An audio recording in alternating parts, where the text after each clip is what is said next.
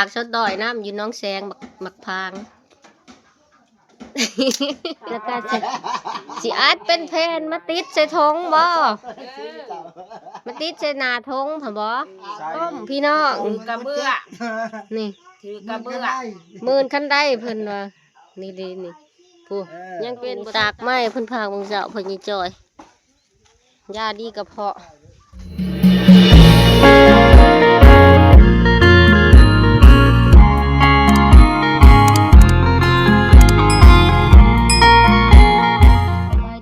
พ่อแม่พี่น้องพบพอกับโซดาคือเก่าสองพูนระดาสาวลาวพี่น้องยินดีตอนห้าบเขาชื่อสองพูนระดาสาวลาวคือเก่ามื้อนี้โซดากันอยู่ที่ยังเนาะสิมาอัปเดตอาการเฮาคนท้องนี่นะพี่น้องเจ็บแท้ๆเจ็บหันปวดนี้ย่างสิบ่ได้แล้วเนาะหรือว่าเป็นไก่เดือนสิออกบ่เนาะหลายคนก็สิเป็นคือกันอยู่ว่ามักง่ายนึงนะพี่น้องแต่ว่าโซดานี่เจ็บหมดลูกแห้งย่างบ่อยากได้เดียวนี้มีแต่ลูกขึ้นมากอ่ะกินนอนนางอยู่ซื่อเลยช่วงนี้เพราะว่าแพทย์นัดคลอดหันวันที่2เบิดเดือนนี้นะแต่ว่าสราว่าสงสัยสิคลอดก่อนเลยแหละพอสราเจ็บขาแห้งเนาะย่างกับสิบ่ได้ตอนนี้มือตีนกับบวมเบิดเลยนะพี่น้องเนี่ยมือสรากับบวมอยู่แต่เทียงหน้าบ่ได้ไปใช้นะสิได้สิพาไปเบิ่งเพิ่นยิจอยกับแม่เฮ็ดหากยาบ่ ชีวิตประจำวันของผู้เฒ่าอยู่ที่ยังเฮ็ดหากยามือตีนก็บวมพี่น้องถ้าว่ามันเศร้าบวมนี่ก็ว่าไก่จะได้คลอดลูกเลยแหละเนาะบ่ฮู้ว่าสิเบิดเดือนนี้หรือบ่นะตามแพทย์เพิ่นนัดหาเบิดเดือนนี้วันที่2สดากับบริไปได้มาทางใดใจนี่อยากไปหากินหาอยากไปหาเฮ็ดหาฮ้อนกับบริไปพี่น้องเอ้ยเขาเจ้าได้เฮ็ดปวกผู้ละเต็มกระตามื้อเช้านี่เขาเจ้าก็เอามาขายโอ้ยจะแม่นอยากไปสู่เมียพันใหญ่ก็ไปบ่ได้ ใจสิขาดอยากไปหากินน้ำเขาเจ้าโอ๊ตเอาเนาะพอดลูกวิทย์แหลมไปกับขากโหลดเนาะอยู่แต่เชียงวันนี้จ้อยกับบริคืนป้าเจ็บขาเพิ่นล้มแล้วก็ไป24 เข็มพี่น้องเลยได้สิพาไปเบิ่งอาการเพิ่นยังจ้อยอีกเพิ่นล้มได้2 มื้อแล้วไปพอดี4 เข็มในขาเพิ่นเนาะย่างมืนล้มพี่น้องเขาว่าสิพาขึ้นป้ามื้อนี้เล่ากับบริคืนเพราะว่าขายังบ่เซาไป24 เข็มมาโอ้แต่อีโตนพี่น้องเลยแต่จ้อยก็นี่พ่อใหญ่แล้วมาขายเหล็กบ่พ่อใหญ่ลุงแล้วมาขายเหล็กล่าออกเหมือนนี้จะออกยังคอยว่ามีเงินซื้อแล้วคอยยาดีลงค้างตัวนี้ยายังแม่ดีลงค้างดีโมโลนั่นดียาดีลงขาวแบบนี้นะเจ็บหมดลูกหมดกับตัวนี้ค่ะบ่ผสมกันหรือวันนี้บ่ท่านแหงปันใดเลยยัง2 อย่างบ่ทันครบเฮ็ดย่ามพ้นมันก็บ่แห้งย่ามพ้นเฮ็ดยากยาละเพื่อสิได้หากไม้แต่ละอันเพื่อสิครบนี่เป็น10เป็น20อันหากไม้มาร่วมกันพี่น้องเลยเพื่อสิได้หากไม้ซ้ำนี่ย่านี่เป็น10หาก20หากไม้ผู้เพื่อสิเข้าย่าได้ยาละพี่น้องพูนกระแม่นผู้บ่ท่านผักแล้วเป็นผักผู้อันนี้แม่นเบิดหวานอันน่ะมีหวานบ่ตัวน่ะจอยก็กำลังสิพักยาอีกตัวจอยมื้อนี่มาถามอาการเรายายังตัวจอยสิพักนี่ดงเสร็จกระดงเอ็นแก้ปวดแก้ปวดบ่หักมาทุกชนิดนี่นี่บ่ท่านล้างตะวันนี่บ่ล้างแล้วล้างน่าจะหวยนี่มีแต่ประเภทหักมีแต่หักคูดหักมาแม่เราไปคูดเมื่อวานมาแล้วก็ตาจอยเป็นคนพากนี่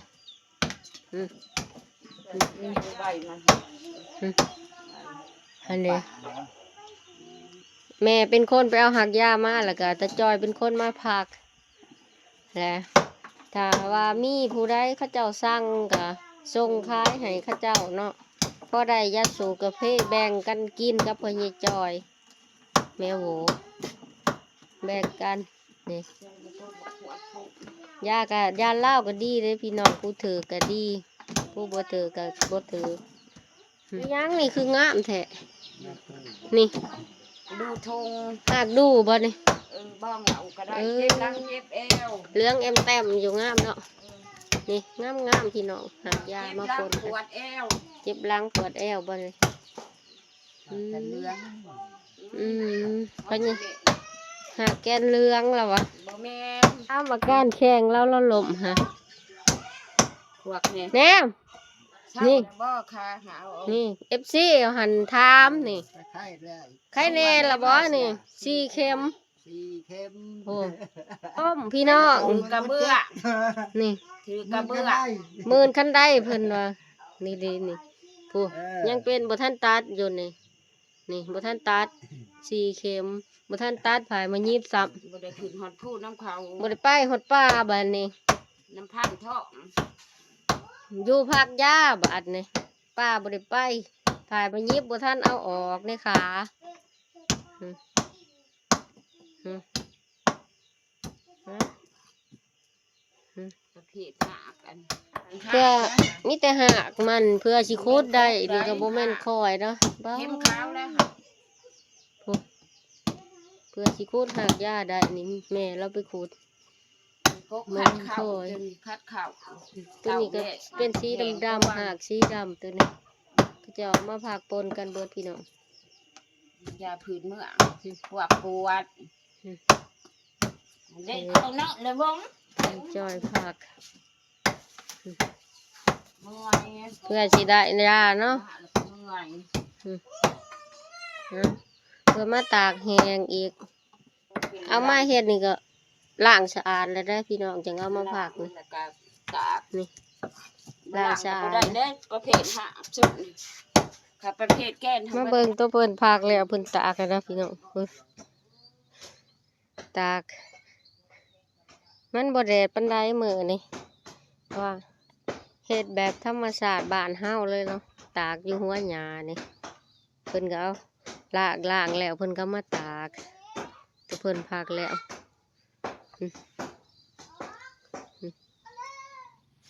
ถ้าผู้กินถือกินดีนี่มันก็ถือเด้อพี่น้องยาลาวเนาะก็บ่ได้รู้หลายอิหยังก็เก็บมาแม่เราก็มาผักตากมันแห้งแล้วพวกชาวบ้านพี่น้องผู้ใดเพิ่นกินถือเพิ่นก็สั่งน้ำซื้อเนาะเพิ่นกินถือเพิ่นก็ซื้อผู้ใดบ่ถือก็บ่ถือผู้ใดถือกินดีก็ดีไปเนาะนี่เพิ่นก็สั่งซื้อน้ำจ้องเท้าเราดู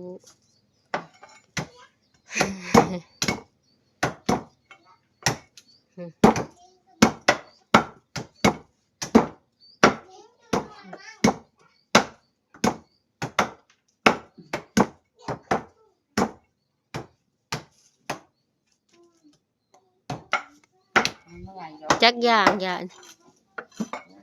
หลายอย่างเข้มขาวเต่าเละ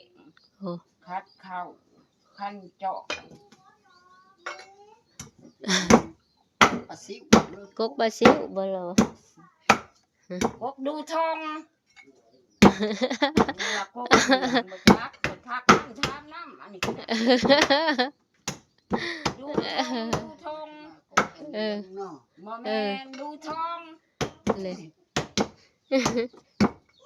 ไปกิน ได้ดำหายดำหน้าแล้วบ่ สบายดีทุกคน อ่าสบายดี กำ บ้า ลั ง งมา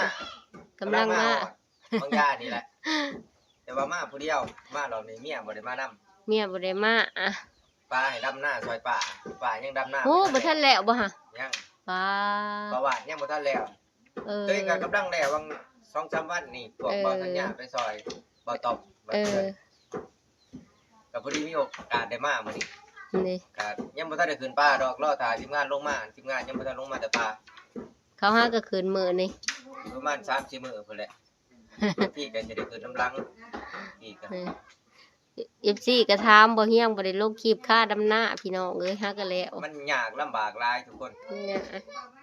ม มันบ่มีเวลาบ่ค่อยมีเวลาคือแต่ก่อนล่ะ เออแต่ทีมงานเพิ่นไปเพิ่นบ่ค่อยได้ไปดอกช่วง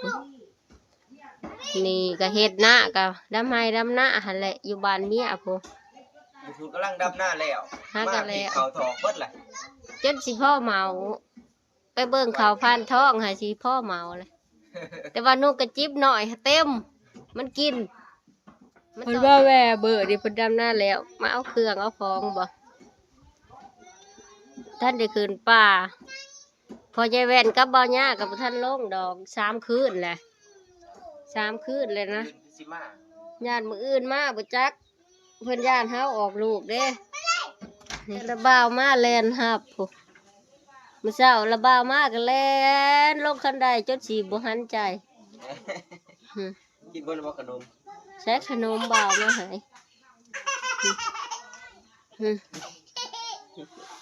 นี่อยากกินกาแฟโซดาว่าให้ต้อยบักพางมารับจ้างเฮ้มาหอดเลยป้าหลายอะลิโอ้ยโอ้โห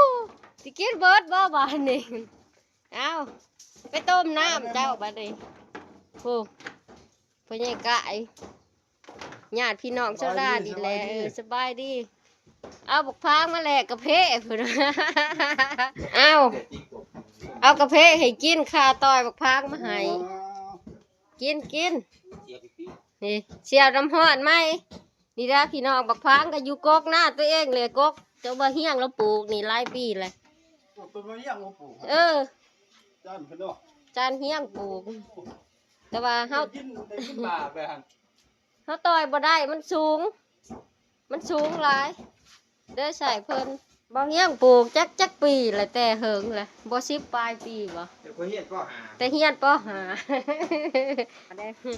เดี๋ยวนี้ต้นมันท่วมทีบแต่เดียวนี้มันเป็นหมากให้กิน ปีก็หา 10 20 ปี กว่าปี 10 กว่าปีนี่ผู้ต้อยดีก็มาผู้มือก็ให้ต้อยให้นี่เด้คนสูงแน่ น้ำหนักขึ้นกับโบกล้าคือกันนะเอ้ย ผู้ปลูกบักพร้างกินมาบักพร้างท่วมทีบตัวเองเจ้าของยังเตี้ยคือเก่าแนวใดเนาะพี่เนาะ มันแก่แห้งแล้ว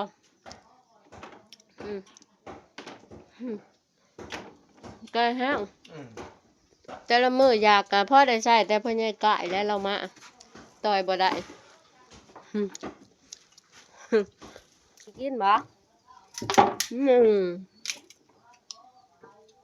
กิน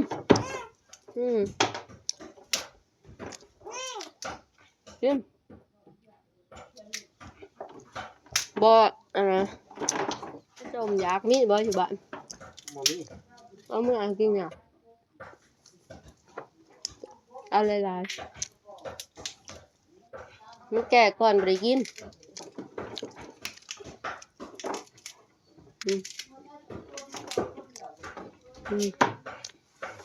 เจ้าของปลูกมันยังเตี้ยคือเก่าโคตรมันมักพร้างถ้าท่วมที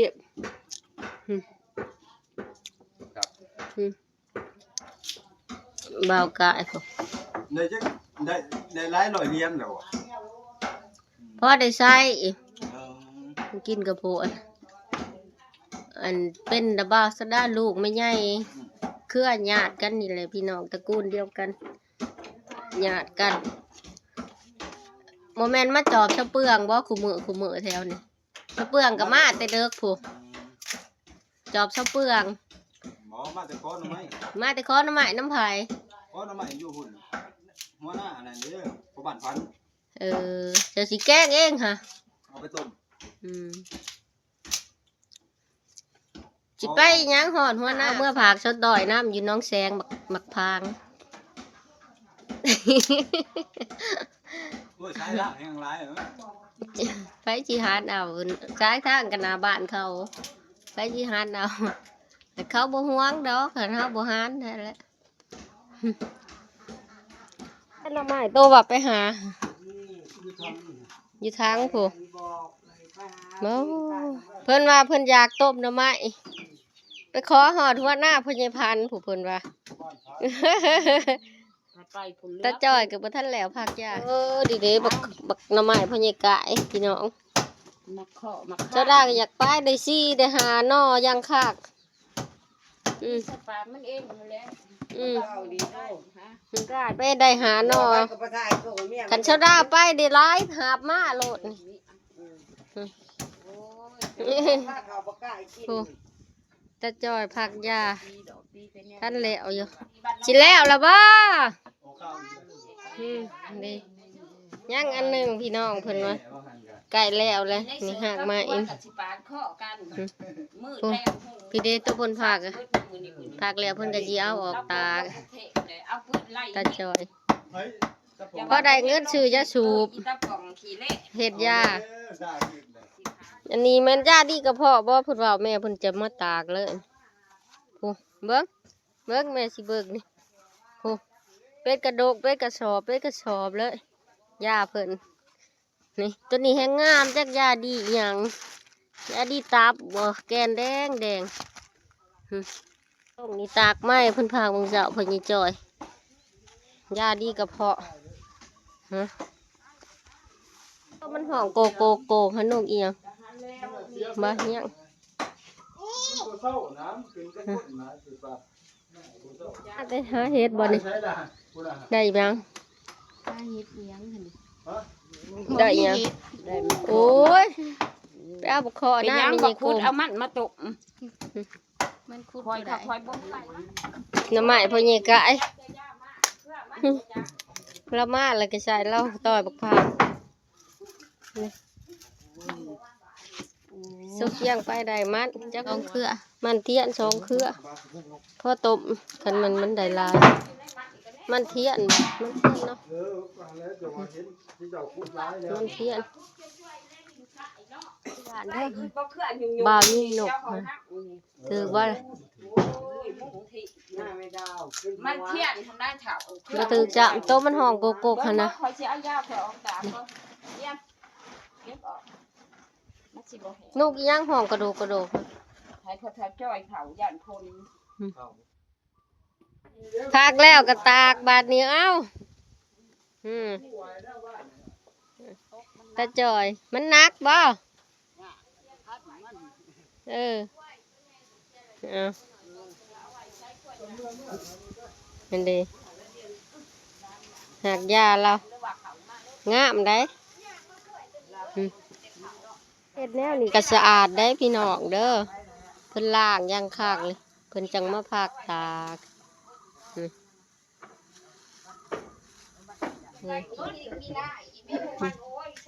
เมื่อยบ่บาดนี่นี่แล้วระวังเมื่อแล้วบ่บวชนี่ผู้หาหน่อไม้ก็ได้โอ้ไปชวนแม่เมื่ออะไรพูเลยไป ได้ยังเลยเพิ่น เอาเมื่อต้มบันนี่ไปเมื่ออะไรพู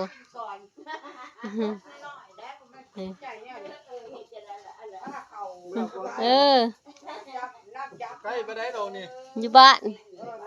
กิโลประมาณ ผู้แบกน้ำไม้หาเนาะ แบกเลยผู้ได้ปะใช้ได้ปะได้นกตัวหนึ่งโอ้ได้ตัวหนึ่ง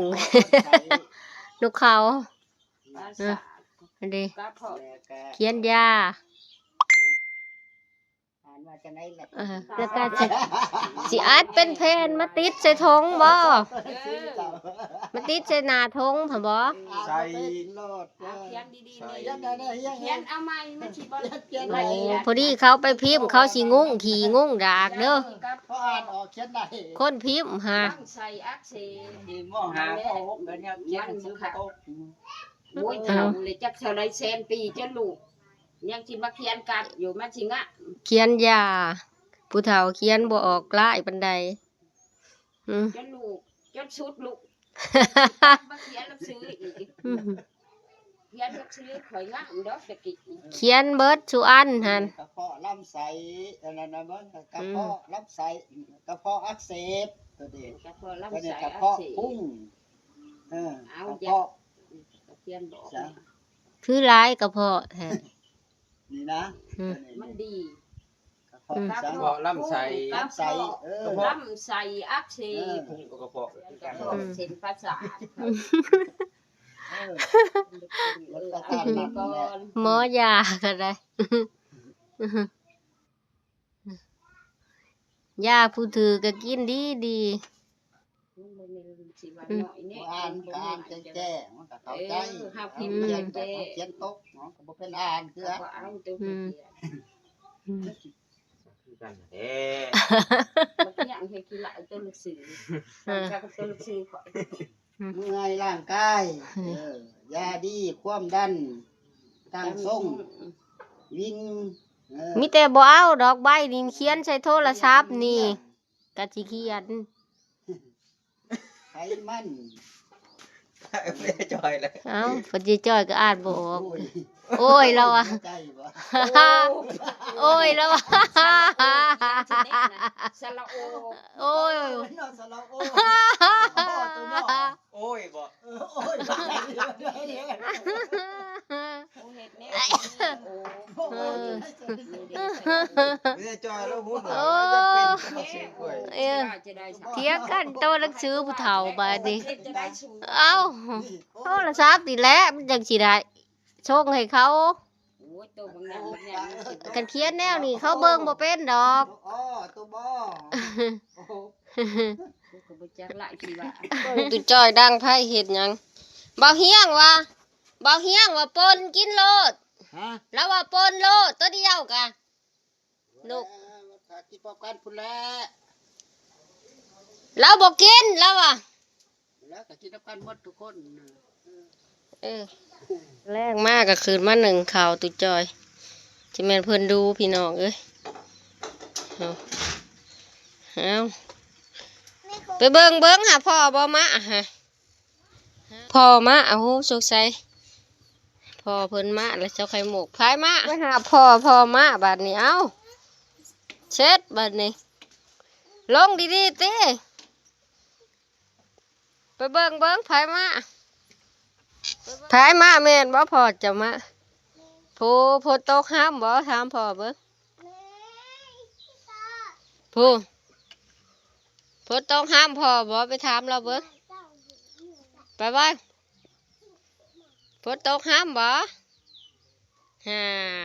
ใส่พ่อได้ยังแม่นบ่บักเงาะถามเบิ่งใส่โอ้พ่อหากะมาฮอดพักเวียกแล้วกะมาเจ้าทิดฝนตกห้ามอยู่ไสฮะ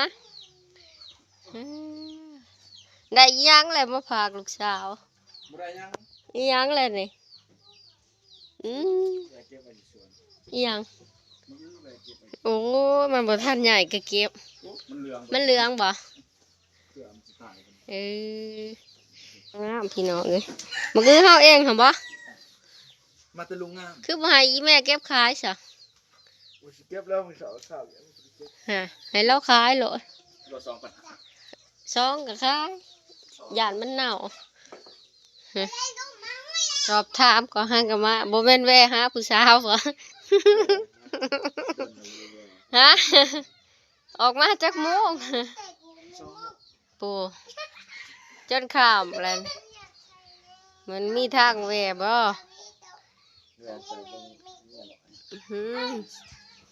สิได้กินงัวกันมื้อนี้แหละพอได้หยังมาฝากบักม่วงแม่นจะบ่บักม่วงเอาสิกินตัวใดเอาบาดนี้จักสิกินตัวใดบักเงาะกับขนมมีหยังแหละค่ะโอ้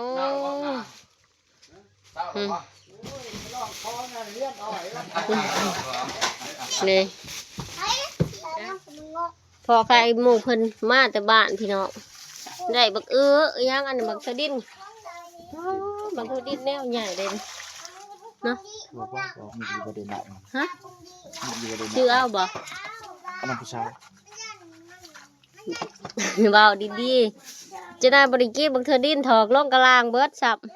อันนั้นผู้ชาย จะได้ถอกลงกลางก่อนได้กินนี่ ที่เดี๋ยวครับกิน อืม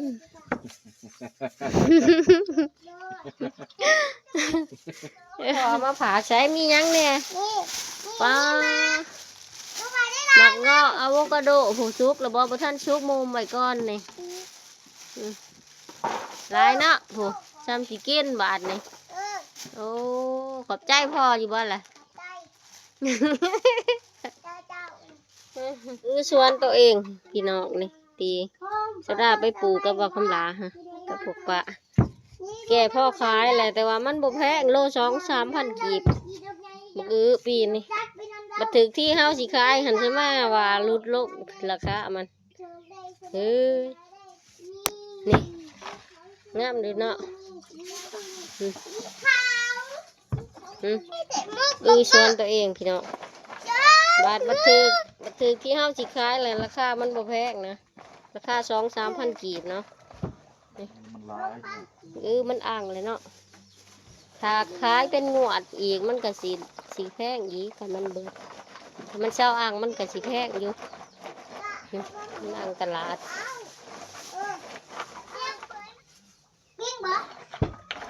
เอาแน่เอาน้ำข้าวแน่นโอ้ต้องคอยปลูกก็อีแม่กันแนวนี่แหละแต่ว่า มักทุดินช่องขอเต็มอยู่ กระช่องขอคอยปลูกก็อี มี แม่ 3ขอ ดูตัวจ้อยกินมังเงาะเอากิน หมูบ่มา มังเงาะ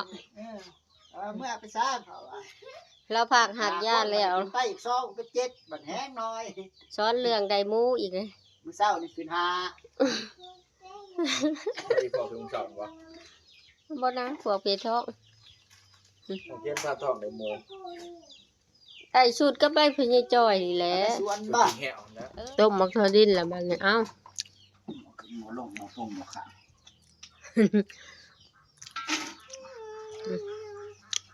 ต้มมักทอดินต่อพี่น้องเอ้ยหนึ่งตะจอยหนึ่งข้าวสุกแล้วก็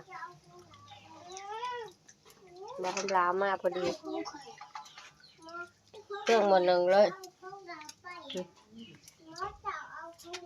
ต้องซีมือปลูกเองสิมันอยู่บ่ บ่มันเมื่อเลยตัด ต้มทอดินแล้วหนึ่งมักต่อเอา มันนะ ซีเบิ่งซีมือตัวเองปลูกพี่น้องเลย ตัดถิ่มเบิดแล้วเหงามันบ่มันเนาะน้ำหมกเนาะ มาเท่าจ้อยกับเบาเฮียงยิ่งนกมาให้ลาบเบิดมือมื้อนี้โลกพ้นต่ออีกแล้วถ้าต้มซุปอะไรเรียบร้อยนะพี่น้องกินก็แซ่บอยู่พอดีกินแซ่บบ่เบาเฮียงแซ่บบ่ต้มตัวดินเบาคำลาเราก็เฮ็ดกินลาบนกมื้อนี้พี่น้องเอ้ยตะจอยโลกคนนกจนมือเป็นไผมื้อนี้ตั้งแต่เพศ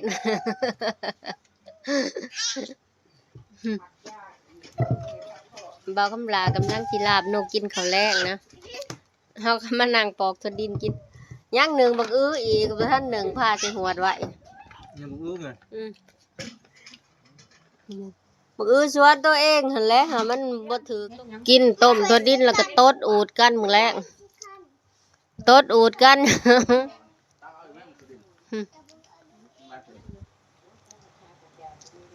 กินแล้วก็ตดอูดมื้อแลงอีโมกแล้วสิตดใส่หมูนี่อันลำแหลกบักทอดินไปนั่งอยู่ผู้ละสูบยา นั่งทากินเขาวแล้วนั่งทากินเขาวแล้วย่ำมือแรกย่ำมือเช้าลาบนก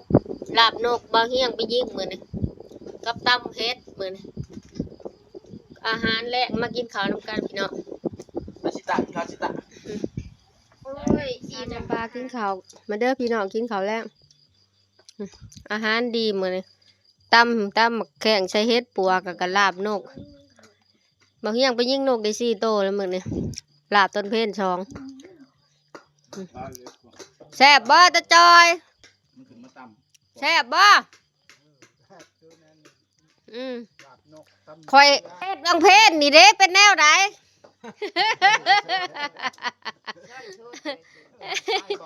ขายบ่ออกเลยเราว่าเราบ่หันบ่เฮาเฮ็ดหยังให้กินเราก็กิน แต่ว่าเราบ่หันจมอ่ะนะ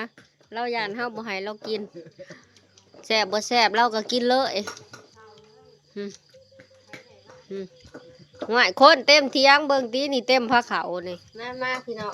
เป็นมาถึงย่างถึงงาน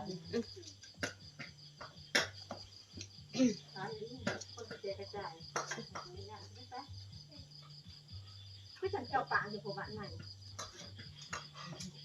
นี่ลูกสาวเป็นลวกไข่อีหยังตักเป็นนัว ไปใต้ลงมาจบ ตักเป็นนัว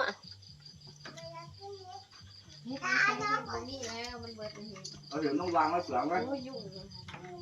บอกไงแม่แม่ เขานัดจักวันเขาเอาออกกัน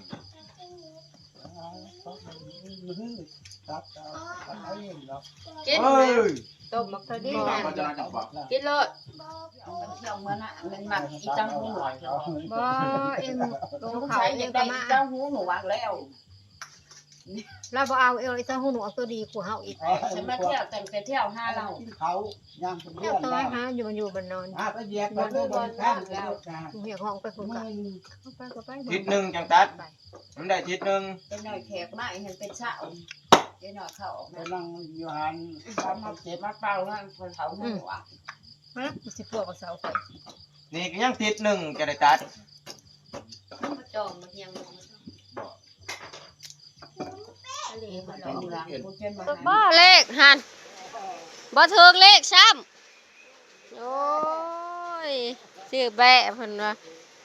บ่ถึงเลขละนอนบาดนี้จะดูดหลายยาบ่ถึงแล้วสิจอยเลขบ่ถึงนอนรับแล้วพี่น้องเอ้ยฮะหลังจากที่เฮากินข้าวยังเรียบร้อยซะได้ก็สิขอจบคลิปไว้เพียงเท่านี้นะทุกคนพบกันใหม่ EP หน้าเนาะขอบคุณพี่ๆทุกคนที่เข้ามารับชมและติดตามสดาพบกับสดาใหม่ก็พอถึงจอย EP หน้าบ๊ายบายทุกคนหาพักผ่อนหาอยู่หานอนก่อนแบบนี้นะ